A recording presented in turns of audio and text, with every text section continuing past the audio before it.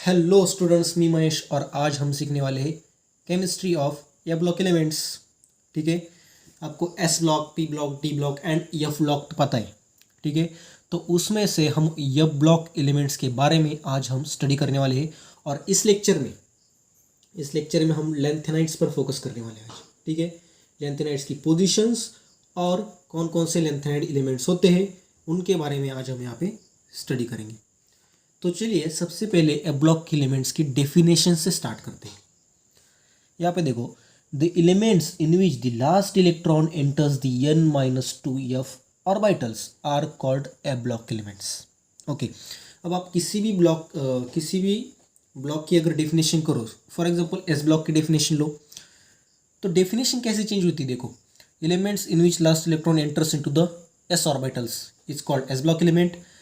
Elements in which last electron enters into the p orbital, ठीक है, it's called as p block element. Or the elements in which the last electron enters the n-1 d orbitals are called d block element. Okay, अभी n-2 क्यों आया या फिर d में n-1 क्यों आता है। देखो, ये जो f ऑर्बिटल की जो शेल होती है वो एंटी पेनल्टीमेट शेल होती है। एंटी पेनल्टीमेट बताएगा आपको, एक होती है पेनल्टीमेट, ठीक है, एक शेल जो होती है वो होती है पेनल्टीमेट। पेनल्टीमेट मतलब लास्ट, राइट, और एंटी पेनल्टीमेट मतलब सेकंड लास्ट। ठीक है, लास्ट बट सेकंड लास्ट, इस तरह से ये होती है एंटी पेनल्टीमेट शेल, इसलिए इस तरह से इसकी डेफिनेशन होती है। ओके, और एक बात, ये जो एफ ब्लॉक एलिमेंट जो होते हैं ना, वो दरअसल डी ब्लॉक का ही पार्ट होती है, डी ब्लॉक का ही एक पार्ट होती है, इसलिए इसे इनर ट्रांजिशन एलिमेंट कहते हैं। डी ब्लॉक को हम क्या कहते हैं, ट्रांजिशन एलिमेंट, तो इसे क्या कहेंगे, इनर ट्रांजिशन एलिमेंट, इस तरह से इसे कहते हैं। ओके, अब यहाँ पे देखो, वैलेंस शेल इलेक्ट्रॉन कॉन्फ़िगरेशन, जो कि general valence shell electron configuration है, n-2f 0 to 14, n-1d 0 और 1 ns2, इस तरह से इसका वैलेंस शेल इलेक्ट्रॉन कॉन्फ़िगरेशन होता है जनरल। अब ये जो ये ब्लॉक एलिमेंट होता है उसके दो टाइप्स पड़ते हैं, मतलब उसके दो पीरियड्स होते हैं। एक को हम कहते हैं लेंथेनाइड और दूसरे को कहते हैं हम एक्टिनाइड। यहाँ पे आप देखो, ये ऊपर वाला जो होता है वो लेंथेनाइड होता है और ये नीचे का जो होता है वो एक्टिनाइड होता है, राइट।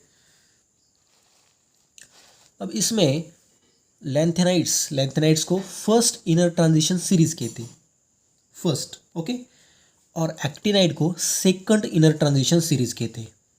ठीक है, अब ये लेंथेनाइड स्टार्ट कहाँ से होते हैं और एक्टिनाइड कहाँ से स्टार्ट होते हैं। यहाँ पे देखो, तो सीरियम टू ल्यूटेशियम तक होता है लेंथेनाइड, ठीक है, और थोरियम टू लॉरेंसियम तक होता है एक्टिनाइड। अब आप यहाँ पे कहोगे ये लेंथेनम जो है वो किसका हिस्सा है, या फिर ये हफनियम जो होता है वो किसका हिस्सा है। यहाँ पे देखो, लेंथेनम जो होता है वो डी ब्लॉक एलिमेंट का पार्ट होता है, लेकिन उसके नाम पर हमने ये सीरीज का नाम रखा है लेंथेनाइड्स, क्योंकि ये जो बाकी के एलिमेंट्स होते हैं वो लेंथेनम जैसे सिमिलर प्रॉपर्टीज़ को दिखाते हैं, इसकी वजह से इसे हम लेंथेनाइड्स कहते हैं। वैसे तो लेंथेनम जो होता है वो डी ब्लॉक एलिमेंट का हिस्सा होता है, लेकिन इसके नाम पर इस पूरे सीरीज़ का नाम रखा है लेंथेनाइड सीरीज़ या फिर लेंथेनाइड एलिमेंट्स। ओके, वैसे ही एक्टिनम जो होता है वो डी ब्लॉक का ही पार्ट होता है, लेकिन उसके नाम पर ये पूरा नाम रखा है एक्टिनाइड्स। ठीक है, सीरीज़ कहाँ से स्टार्ट होती है, सीरीज स्टार्ट होती है थोरियम से और एंड होती है लॉरेंसियम तक। ओके, अभी लेंथेनाइड जो होते हैं वो 4f ऑर्बिटल्स को फिल करते हैं। लेंथेनाइड्स में 4f ऑर्बिटल होती है और एक्टिनाइड्स में होती है 5f ऑर्बिटल। ओके, इतना सिंपल सा ये चीज़ हो गया यहाँ पे। अब आज के इस लेक्चर में हम फोकस करने वाले लेंथेनाइड्स पर, तो चलिए लेंथेनाइड्स शुरू करते हैं फिर।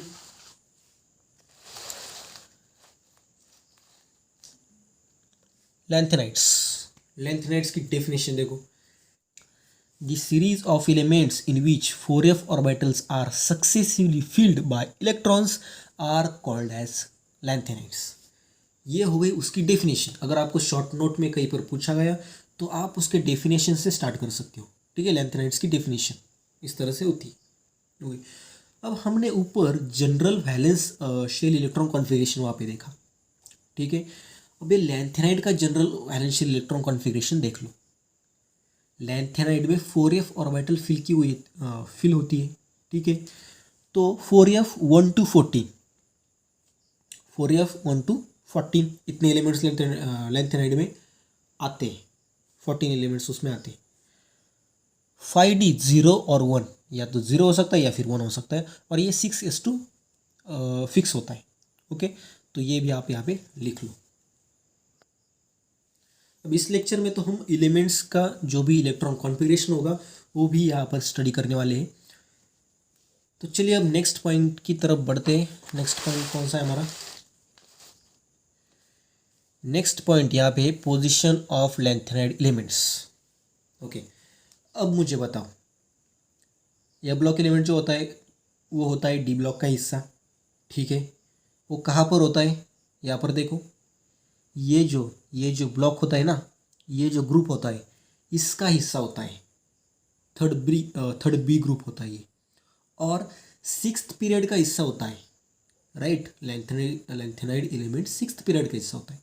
अब मुझे बताओ, इसी जगह पर या इसी स्पेस में या फिर इसी ग्रुप में इसको जगह क्यों दी? यही पोजीशन लैंथेनाइड एलिमेंट्स को क्यों दी? यही हमें इस पॉइंट में अभी सीखना है कि क्यों लैंथेनाइड एलिमेंट्स इसी जगह पर यहाँ पे ऐड किए गए, ओके। तो फर्स्ट पॉइंट देखो, belong to third B group of sixth period. ये होते हैं third B group of six period को बिलोंग करते हैं, थर्ड ट्रांजिशन सीरीज का ये हिस्सा होते हैं, ओके। हमें फर्स्ट ट्रांजिशन सीरीज पता है, सेकंड पता है जो डी ब्लॉक में होती है, और थर्ड ट्रांजिशन सीरीज का ये हिस्सा होते हैं, ठीक है। इन बिटवीन लैंथेनम और हॉफ्नियम के बीच में ये अवेलेबल होते हैं, ठीक है ना, और लैंथेनम और हॉफ्नियम के बीच में होते हैं, ओके। अब ऐसा क्यों होता है ये हमें नीचे पॉइंट में हम देखने वाले हैं, justifying position in this group. First point, all elements showing same number of valence counter shell electrons and form M3 plus ions। कुछ चीज़ें आपको समझ में आई? उनका क्या कहना है, सभी के सभी एलिमेंट जो 40 एलिमेंट्स होते हैं ना लैंथेनाइड्स में, वो same number of valence counter shell electrons दिखाते हैं, same number of, and M3 plus ion को फॉर्म करते हैं, सभी के सभी। अब इससे कुछ समझ में आया आपको? अब यहाँ पर मैं एक आपको एग्जांपल लेकर यहाँ पर समझाता हूँ। अब हमें अल्कली मेटल्स तो पता है, अल्कली मेटल्स का ग्रुप कौन सा होता है? फर्स्ट ग्रुप, ये होता है फर्स्ट ग्रुप, ठीक है। ये होता है second group alkaline earth metal का। अब इनका जनरल इलेक्ट्रॉन कॉन्फिगरेशन मुझे बताओ। फर्स्ट ग्रुप का होता है NS1, सेकंड का होता है NS2, ओके। अब इनकी ऑक्सीडेशन स्टेट बताओ। फर्स्ट ग्रुप की ऑक्सीडेशन स्टेट होती है +1, सेकेंड की होती है +2, राइट। अब ये +1 जो ऑक्सीडेशन स्टेट होती है वो पूरे के पूरे ग्रुप की होती है, ये पूरा ग्रुप, राइट। और जो इलेक्ट्रॉन कॉन्फ़िगरेशन होता है ये पूरे ग्रुप का होता है। यहाँ पे अगर लिथियम हुआ तो 2s1 आएगा, अगर सोडियम आया तो 3s1 आएगा, या फिर पोटेशियम आया तो 4s1। इस तरह से ये नीचे नीचे बढ़ता जाएगा, लेकिन लास्ट वैलेंस ऑर्बिटल में एक ही इलेक्ट्रॉन सब में पाया जाएगा, ओके। ये ग्रुप की प्रॉपर्टी होती है, ऐसा ग्रुप होता है, ओके। अब इनका यही कहना है ऊपर, ठीक है। हमारे पास टोटल f ऑर्बिटल में टोटल 14 इलेक्ट्रॉन्स होते हैं, 14 एलिमेंट्स होते हैं, ठीक है। f ऑर्बिटल में f ब्लॉक एलिमेंट में लैंथेनाइड्स में 14 एलिमेंट्स होते हैं, ठीक है। यहाँ तक तो हुआ। अब ये 14 टोटल 14 एलिमेंट्स क्या करते हैं? सेम ऑक्सीडेशन स्टेट दिखाते हैं, सेम ऑक्सीडेशन स्टेट, और same valence shell electron configuration दिखाते हैं, same valence shell electron configuration same valence shell electron configuration दिखाते हैं। अब ये same valence shell electron configuration कौन दिखाता है? जिसका ग्रुप सेम है, सेम ग्रुप के एलिमेंट दिखाते हैं same valence shell electron configuration. ठीक है, तो इसलिए इसलिए ये पूरे 14 एलिमेंट्स एक ही ग्रुप में ऐड कर दिए। कौन सा ग्रुप? Third B group. यहाँ तक आपको समझ में आया? ये पूरे के पूरे 14 एलिमेंट्स जो थे एक ही ग्रुप में ऐड कर दिए, जो कि ग्रुप है थर्ड बी। ओके, ये पहला पॉइंट क्लियर कर दो। ये फर्स्ट पॉइंट है यहाँ पे, ये फर्स्ट पॉइंट क्लियर हुआ। ग्रुप की प्रॉपर्टी होती है कि जो same valence shell electron configuration दिखाता है वही प्रॉपर्टी ये पूरे के पूरे 14 एलिमेंट्स दिखा रहा है, इसलिए उसे एक ही ग्रुप में ऐड कर दिया। इतनी सिंपल सी बात यहाँ पे थी। ओके ओके, तो आते हैं नेक्स्ट पॉइंट पे। All elements from cerium to lutetium. देखो अब ये एलिमेंट्स हम देखने वाले, तो आप पहले तो एक बात समझ लो, सीरियम होता है फर्स्ट लैंथेनाइड, ठीक है, और ल्यूटेशियम वो होता है लास्ट लैंथेनाइड। ठीक है, तो उनका ये कहना है all elements from cerium to lutetium shows similar physical and chemical properties. Okay, अब ग्रुप की ही ये प्रॉपर्टी है, ये पूरा जो ग्रुप होता है वो similar physical and chemical properties जो है वो शो करता है। इसीलिए 40 एलिमेंट्स को एक ही ग्रुप में रखा गया है, क्योंकि ये जो 14 एलिमेंट्स है वो भी physical and chemical properties similar दिखाते हैं। ओके, सिंपल सी बात। Okay okay, so third point पे आते हैं। All 14 elements having atomic weights between barium and hafnium. अब मुझे बताओ, जब भी साइंटिस्ट ने ये पीरियोडिक टेबल बनाया तो उन्होंने किस बेसिस पर इसे बनाया? किस बेसिस पर? उन्होंने क्या किया? एटॉमिक वेट के बेसिस पर बनाया, ठीक है ना, एटॉमिक वेट के बेसिस पर। अब जैसे जैसे एटॉमिक वेट बढ़ता जाएगा उस तरह से एक एक एलिमेंट का एटॉमिक नंबर भी बढ़ता जाता है। ठीक है, ओके। अब फॉर एग्जांपल, अब अगर हमने यहाँ पे बोरॉन का वेट लिया, बोरॉन, कार्बन एंड नाइट्रोजन यहाँ पे है, तो बोरॉन का वेट कार्बन से कम होगा और नाइट्रोजन का वेट कार्बन से ज़्यादा होगा। तो बोरॉन और नाइट्रोजन के बीच में आता है कार्बन। ओके, इतनी बात यहाँ पे है, बोरॉन और नाइट्रोजन के बीच में कार्बन आता है। ओके, वही चीज़ उन्होंने यहाँ पर बताई है थर्ड पॉइंट में, कि ये जो पूरे पूरे 14 एलिमेंट्स है ना, उनका वेट बेरियम कहाँ पे? बेरियम कहाँ पे होता है? बेरियम होता है अल्कलाइन अर्थ मेटल में, ठीक है। और हॉफनियम कहाँ होता है? हॉफनियम फोर्थ ग्रुप में होता है। बेरियम सेकंड ग्रुप में होता है, हॉफनियम फोर्थ ग्रुप में होता है, और बीच में जो थर्ड ग्रुप है उसमें क्या होता है? उसमें होते हैं लैंथेनाइड्स। ओके, तो इसलिए उन्हें बेरियम और हॉफनियम के बीच में रखा और उनकी वो पोजीशन वहाँ पे फिक्स कर दी, क्योंकि एटॉमिक वेट्स वो भी उन्हें मैनेज करने थे। अब आते लास्ट और फोर्थ पॉइंट पे। These elements resemble to yttrium and scandium. Yttrium और स्कैंडियम की जैसे वो प्रॉपर्टीज को दिखाते हैं। सेम बात, फिर से वही बात, एट्रियम और स्कैंडियम की पोजीशन आप देखो, स्कैंडियम ऊपर है, एट्रियम नीचे, और उसके जस्ट नीचे क्या है? ये हमारी लैंथेनाइड सीरीज वहाँ पे स्टार्ट हुई है। ठीक है, तो हमने पहले ही बता दिया कि ग्रुप जो होता है वो सेम प्रॉपर्टीज को शो करता है, और ये थर्ड बी ग्रुप जो है उसमें आते हैं कौन कौन से एलिमेंट्स? ये ट्रियम, स्कैंडियम और ये लैंथेनाइड सीरीज। तो ये भी उसी की तरह प्रॉपर्टीज को शो कर रहा है। Okay, so these elements must be placed in third B group. Okay, इसलिए उन्हें थर्ड बी में रखा गया। अब इस पर शॉर्ट नोट आपको पूछी जा सकती है, पहले भी इस पर क्वेश्चन आया है, discuss the position of lanthanides in the periodic table. Okay, इतने पॉइंट उसमें कवर करना और one by one step by step आपको इसको जस्टिफाई करना है। ठीक है, तो चलिए अब हम यहाँ पे डिस्कस करते हैं names and electron configuration of lanthanide elements. Okay, तो पहले अब इसमें देखो कि इस पर क्वेश्चन कहाँ पे पूछे जाते हैं या फिर क्वेश्चन किस तरह से इस पर पूछा जाता है। क्वेश्चन ऐसे होता है, name the lanthanide elements in the order of their atomic numbers give their symbols. Okay, तो आपको इसमें क्या क्या चीज़ें याद रखनी होंगी।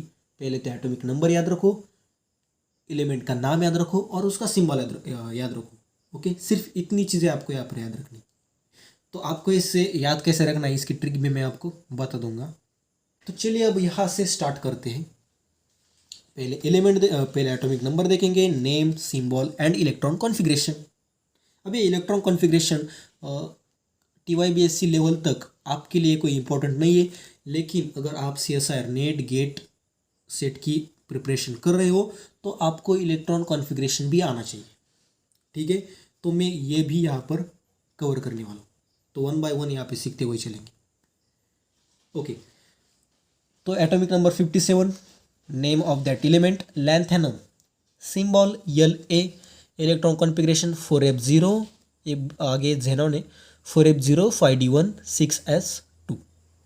Okay, atomic number 58, name cerium, symbol Ce, electron configuration xenon 4f। अब यहाँ पे क्या करना है, 4f 5d और 6s2, सभी जगह पर 6s2 में सभी जगह पर 6s2 होता है। s ऑर्बिटल में सभी जगह पर सेकंड सेकंड लिख दो, आप 2 यहाँ पे लिख सकते हो।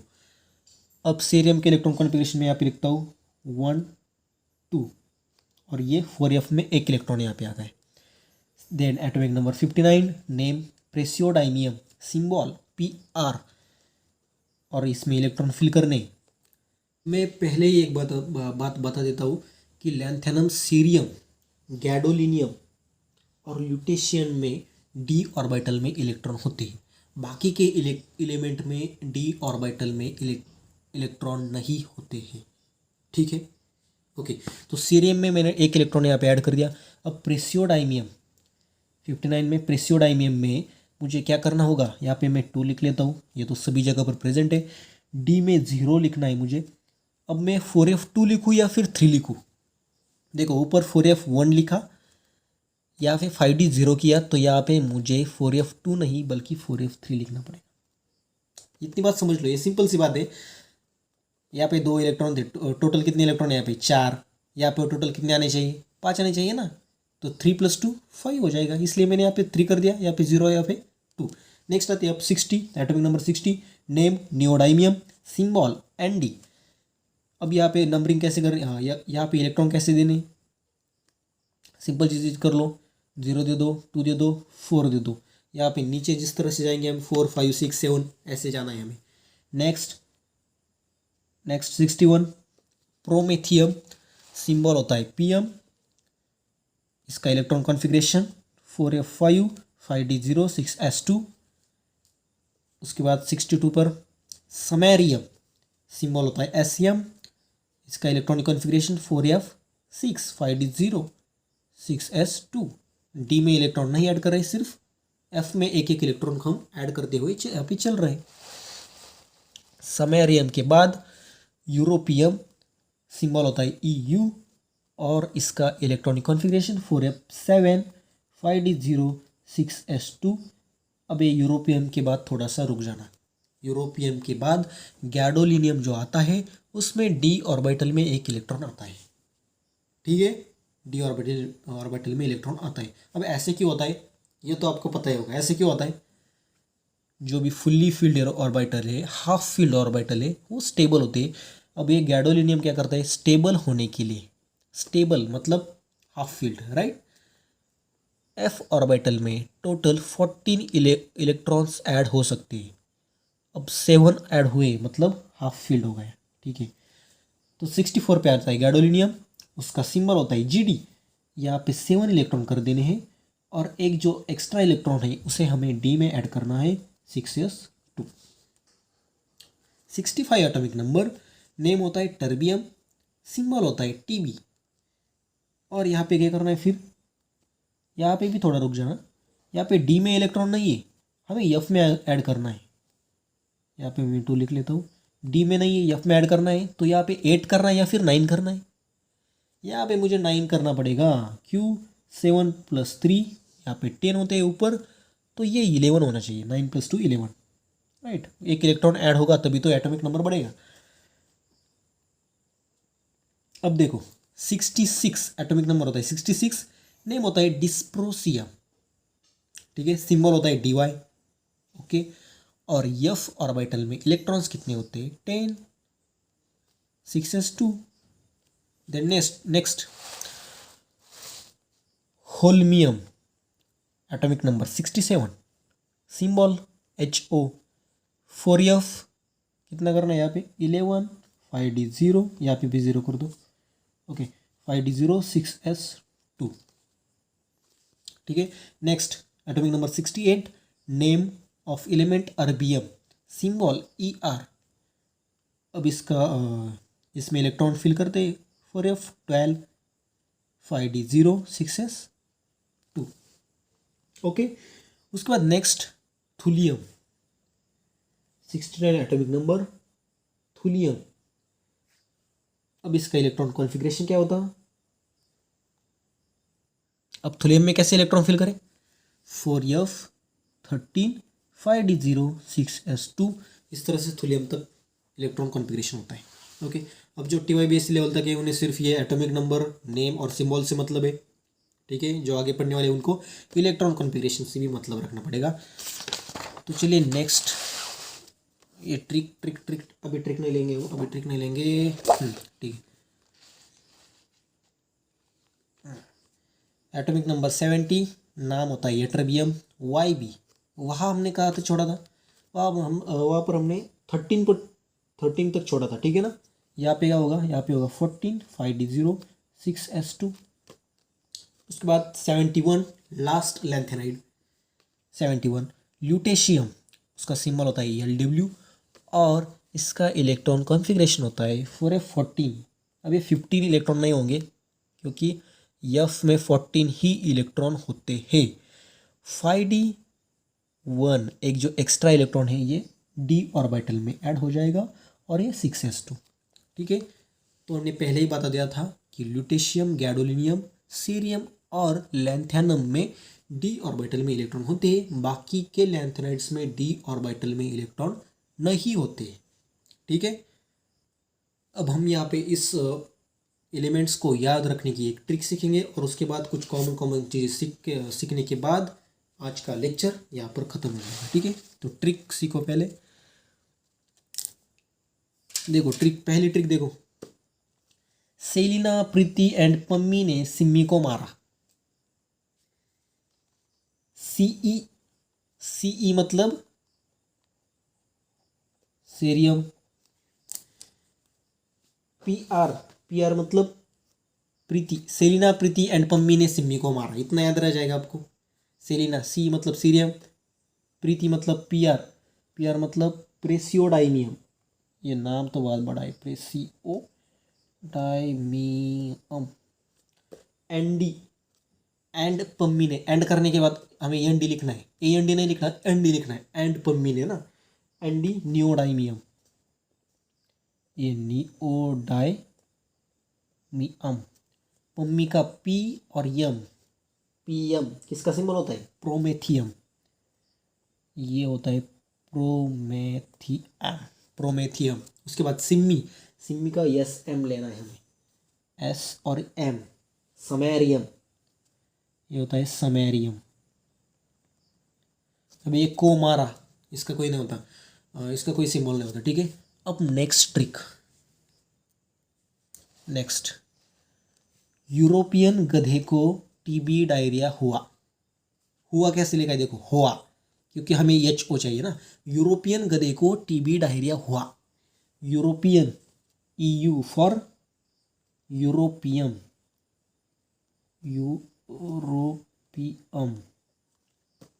ठीक है। गधे को GD से मतलब है हमें, GD को गैडोलिनियम, गैडोलिनियम ये होता है उसका एलिमेंट, ओके। को TB टर्बियम, राइट, टर्बियम होता है उस एलिमेंट का नाम, टर्बियम। डायरिया अब ये DY से हमें मतलब है, डायरिया DY, डिस्प्रोसियम ये होता है ये एलिमेंट, ओके। ER अब आगे नेक्स्ट, अब ये 3 ट्रिक्स है यहाँ पे, पूरा एक साथ। अब अगर आप 2-4 बार दोहराओगे तो आपको इजीली याद रह जाएगा। सिंपल सी ट्रिक है, ठीक है। ईयर फॉर अर, ये पूरा पढ़ना है। देखो, यूरोपियन गधे को टीबी डायरिया हुआ और तुमने उसे येलो ब्लू दवाई दी। और लिखते समय अर लिखना है, ई आर लिखना है हमें। ईयर फॉर अर्बियम, ठीक है। ईयर अर तुमने, टीएम फॉर थुलियम, ये टीएम और अर से मतलब हमें टीएम फॉर थुलियम, और तुमने उससे येलो ब्लू दवाई दी। वाई और बी अगर हम साथ में ले ले तो यटरबियम, ठीक है। और यू लास्ट हमारा एलिमेंट कौन सा, ल्यूटेशियम, ठीक है। ल्यूटेशियम एक दो बार इसे सिर्फ पढ़ लेना, इजीली आप याद रख सकते हो। सेलेना प्रीति एंड पम्मी ने सिम्मी को मारा, यूरोपियन गधे को टीबी डायरिया हुआ और तुमने उसे येलो ब्लू दवाई दी, ठीक है। 2-4 बार पढ़ोगे इजीली याद रह जाएगा। ओके, अब हमने ऊपर जो भी छोटी छोटी चीज़ें पढ़ी उसके ही एडिशन पे एक और प्रॉपर्टीज हमें थोड़ी सी यहाँ पे पढ़नी है। यहाँ पे नहीं, ठीक है। नेम्स एंड इलेक्ट्रॉन कॉन्फ़िगरेशन में थोड़ी सी important properties. First, only lanthanum, cerium, gadolinium, lutetium possesses a single 5d electron. Okay, ये मैंने आपको पहले ही बता दिया। एटम्स और ions having empty, half filled और completely filled sub level are stable. Okay, ये तो नियम होता है, या तो पूरा एम्प्टी ऑर्बिटल हो, या फिर हाफ फील्ड, या फिर कंप्लीटली फील्ड। ये जो सब लेवल्स होते हैं वो स्टेबल होते हैं। फॉर एग्जांपल, लैंथेनम में एक भी इलेक्ट्रॉन नहीं होता तो लैंथेनम स्टेबल होता है, ठीक है। गैडोलिनियम में 4f7 इलेक्ट्रॉन्स होते हैं तो गैडोलिनियम भी स्टेबल होता है। ल्यूटेशियम में 4f14 इलेक्ट्रॉन्स होते हैं, मतलब कंप्लीटली फील्ड, तो ये भी स्टेबल होता है, ठीक है। Okay, next point, 4f orbitals in lanthanides are deeply buried, so 4f electrons do not involve in bonding. अब ये जो 4f ऑर्बिटल होते हैं या फिर 4f ऑर्बिटल के इलेक्ट्रॉन होते हैं वो केमिकल बॉन्डिंग में हिस्सा नहीं लेते हैं। क्यों? क्योंकि वो एंटी पेनल्टीमेट होते हैं। पहली तो बार एंटी पेनल्टीमेट मतलब सेकेंड लास्ट शेल में होते हैं वो, तो वो प्रोटेक्ट होते हैं बाहर के जो भी अटैकिंग स्पेसीज हो या फिर जो भी एलिमेंट्स हो, जो भी आयंस हो, ठीक है। तो वो जनरली केमिकल बॉन्डिंग नहीं शो करते, वो हिस्सा नहीं लेते उसमें, ठीक है। अब ये 4f इलेक्ट्रॉन सिर्फ spectral and magnetic properties are depends on number of 4f electron. Spectral and magnetic properties जो होती है वो नंबर ऑफ 4f इलेक्ट्रॉन्स पे डिपेंड होती है। अब ये किस तरह से डिपेंड होती है वो आपको CSIR नेट और गेट के क्वेश्चंस में मिल जाएंगे, ठीक है। अगर आप CSIR नेट और गेट का अगर स्टडी करने के बारे में सोच रहे हो तो वहाँ पे आपको ये चीज़ क्लियर हो जाएगी, ठीक है। हमें मैग्नेटिक मोमेंट या फिर मैग्नेटिक प्रॉपर्टीज कैलकुलेट करनी होती है तो वहाँ पर हमें ये नंबर ऑफ 4f इलेक्ट्रॉन की ज़रूरत पड़ती है, ठीक है।